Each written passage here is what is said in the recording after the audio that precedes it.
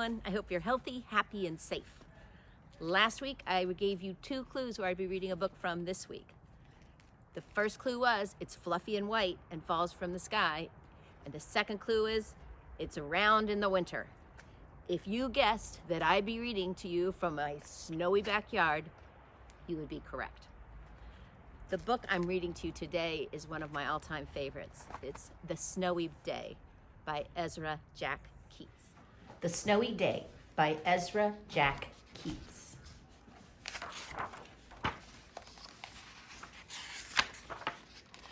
One winter morning, Peter woke up and looked out the window.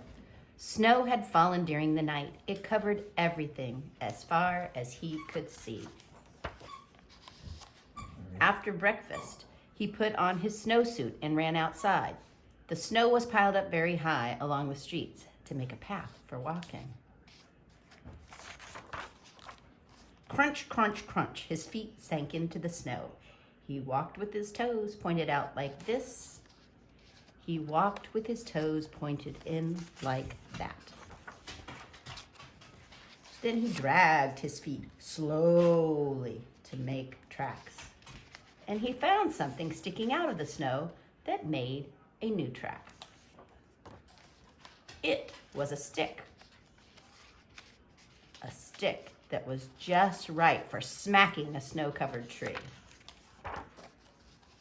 Down fell the snow, plop, on top of Peter's head. He thought it would be fun to join the big boys in their snowball fight, but he knew he wasn't old enough. Not yet. So he made a smiling snowman.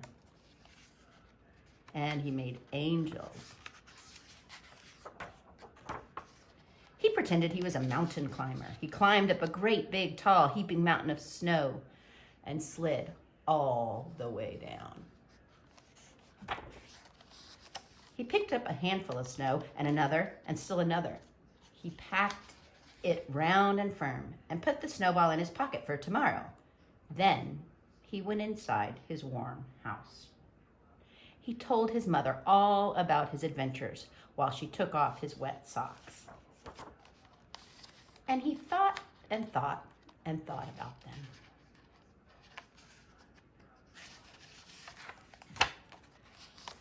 Before he got into bed, he looked into his pocket. His pocket was empty. The snowball wasn't there. He felt very sad.